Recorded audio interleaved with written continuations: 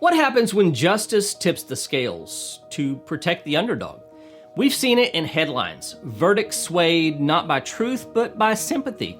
Cases where guilt is clear, yet the outcome bends to protect someone because of their status, their story, or maybe even their suffering.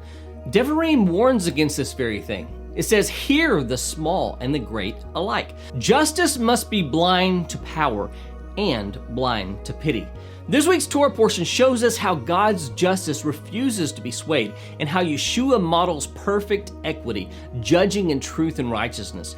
Join me as we learn about the judge who cannot be bribed in this week's 5-Minute Torah.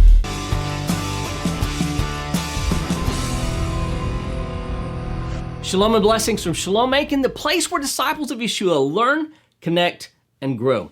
I'm Darren, and before I get into the 5 minutes of my 5-Minute Torah commentary, let's cover a few quick facts about this week's Torah portion. This week we are studying the 44th portion of the Torah cycle and the first portion of the book of Deuteronomy. We're in the portion of Devarim, Deuteronomy 1:1 through 3:22, and here are the three things that you need to know about it. Number one, 40 years in review, lessons from the wilderness. Devarim begins with Moses delivering a sweeping review of their 40-year journey, reflecting on their time in the wilderness and recounting significant events from their past. But this isn't just history, it's a mirror. He revisits the highs, the failures, and the mercy of God, all to prepare them for life in the land. The question is, will they carry the same stubbornness and disobedience into the land, or will they step forward as a people transformed by their wilderness journey? Number two, hidden in plain sight, the code of rebuke.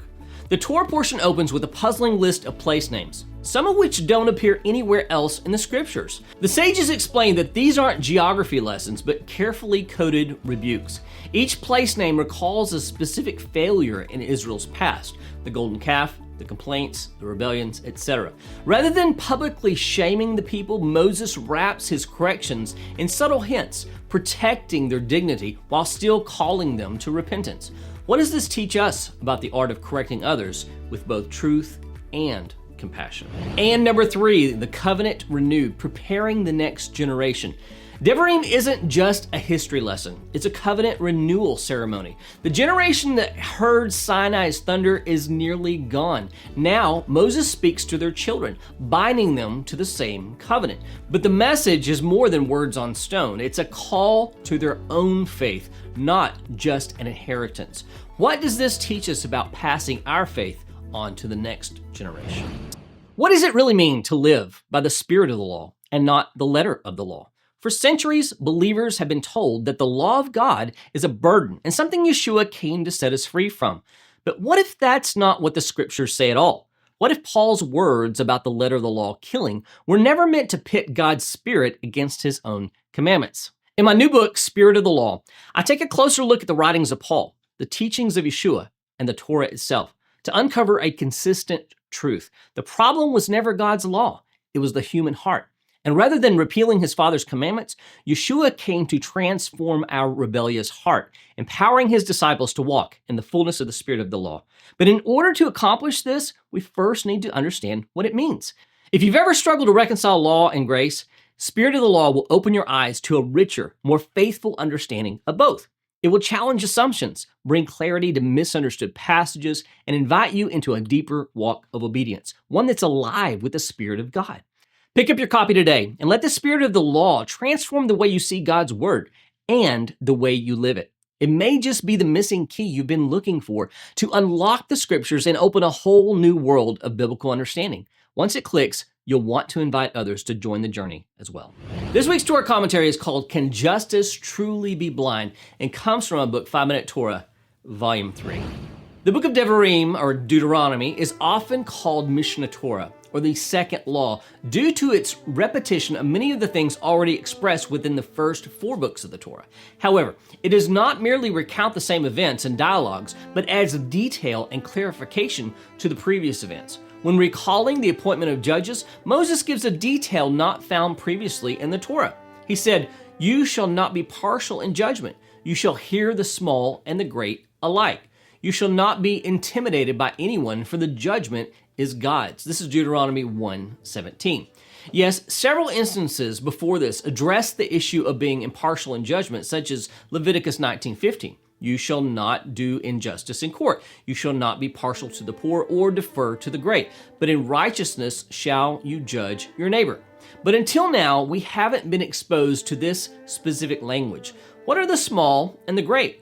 Are they small and great cases or small and great people? The Torah doesn't specify, so it's left up to interpretation. Both Rashi and Targum Onkelos understand it to mean small and great people. Judges are not allowed to show favoritism among litigants. Judging with impartiality is crucial to a fair and legitimate system of justice. Even the popular image of Lady Justice, the personification of justice, bears a blindfold in many instances to represent this basic requirement expected of those in seats of judgment. Yeshua taught, do not judge by appearances, but judge with right judgment in John 7:24. In order to maintain equity in judgment, judges must fear God more than man. When King Jehoshaphat began his reforms in Judah, one of the first things he did was appoint righteous judges. He sternly admonished them in the same manner.